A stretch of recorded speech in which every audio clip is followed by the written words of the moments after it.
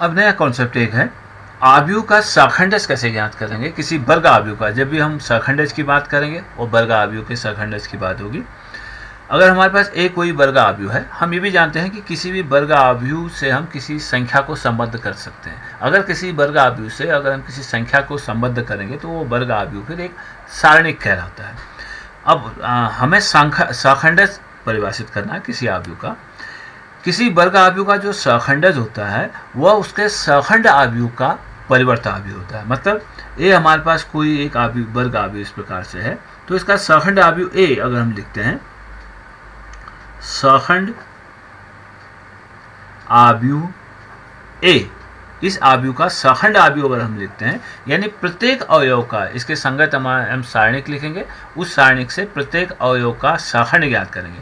तो A11 का जो सखंड होगा वो कैपिटल A11, A12 का capital A12, A13, A21, A22, A23, A31, A capital होगा कैपिटल A32 और कैपिटल A33। ये जो आव्यूह है ये इस दिए गए वर्ग आव्यूह का सखंड आव्यूह है। सखंड आव्यूह कैसे प्राप्त होगा?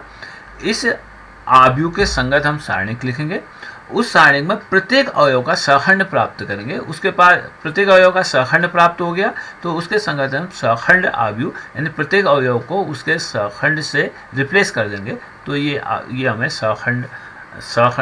हमें इस आव्यूह ए का सखंड आव्यूह प्राप्त होगा।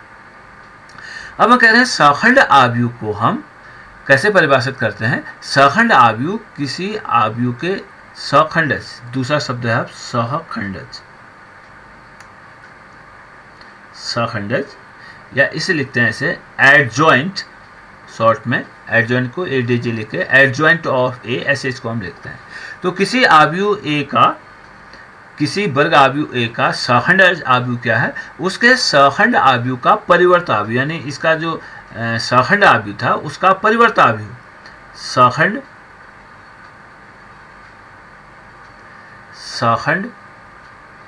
आव्यूह ए का परिवर्त आव्यूह है।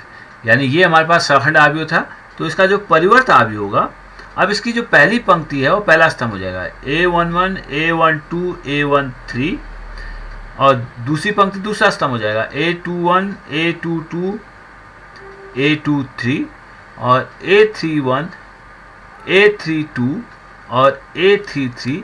ये इस आव्यूह ए का सखंडज आव्यूह कहलाएगा। अलग अलग शब्द है, ये सखंड है और ये सखंडज।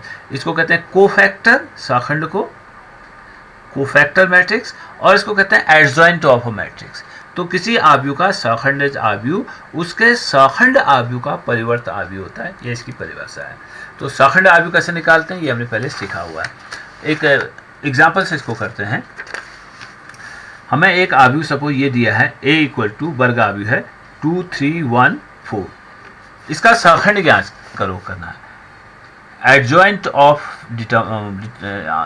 मैट्रिक्स, यानी इस आव्यूह ए का एडजॉइंट हमें अगर ज्ञात करना है तो सबसे पहले हमें ज्ञात करना होगा सखंड ए, यानी A11। अब मैं माइनर नहीं लिख रहा हूँ, सीधे हम इसके सखंड लिखना चाह रहे हैं, उपसारणिक नहीं लिखूंगा, सीधे सखंड लिखूंगा।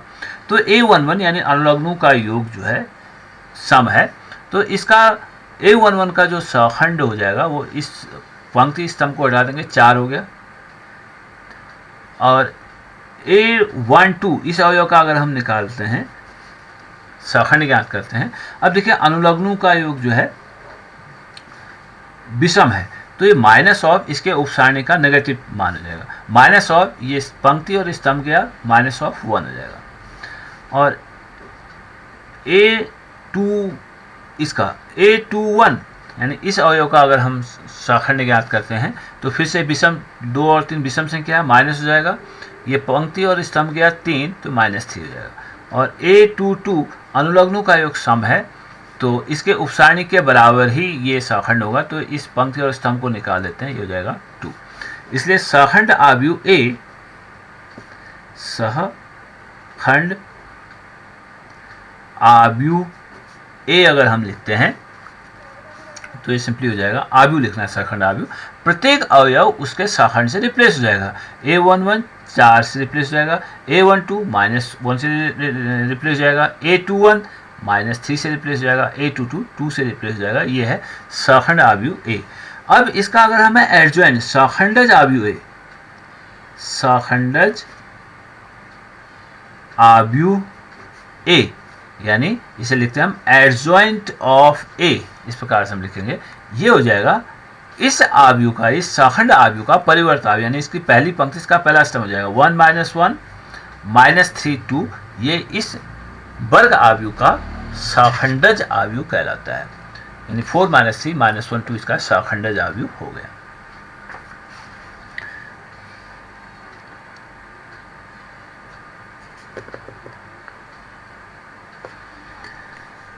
अब दूसरा हम ये भी कह सकते हैं कि किसी द्वितीय कोटि के वर्ग आव्यूह का सखंडज कैसे प्राप्त होते हैं। हम इन दो अवयवों को तो ऐसे ही रखेंगे, यानी इन दो अवयवों को जैसे थे वैसे ही रखेंगे। द्वितीय कोटि के किसी वर्ग आव्यूह का सखंडज आव्यूह लिखना है तो A11 और A22 तो चेंज नहीं होंगे। ये हम AIJ को हम AJI बना देते हैं जब परिवर्त आव्यूह बना इसका करते हैं। तो इसका मतलब जहाँ पर अनुलग्न समान है, प्रथम और द्वितीय अंग समान है, A11 A22 और A33, इनके अनुलग्न चेंज नहीं हो रहे हैं। तो अगर हम इनका परिवर्त आव्यूह निकालते हैं तो परिवर्त आव्यूह निकालने पर मुख्य विकर्ण के अवयव वही रहते हैं। तो 21 24 ही रहेंगे यहाँ पर। ये 24 वो चेंज हो जाएंगे आपस में, लेकिन उनका चिन्ह नहीं बदलेगा। तो 24 यहाँ 42 हो गया, और ये भी आपस में बदल जाएंगे लेकिन उनका चिन्ह बदल जाएगा। तो किसी द्वितीय कोटि के वर्ग आव्यूह का जब हम सखंडज आव्यूह निकालते हैं तो मुख्य विकर्ण के जो अवयव हैं उनका चिन्ह वही रहेगा, वो आपस में बदल जाएंगे। और दूसरे विकर्ण के अवयव भी आपस में एक दूसरे को इंटरचेंज कर लेंगे, उनका चिन्ह बदल जाता है। इस प्रकार से हम इसको ज्ञात कर सकते हैं।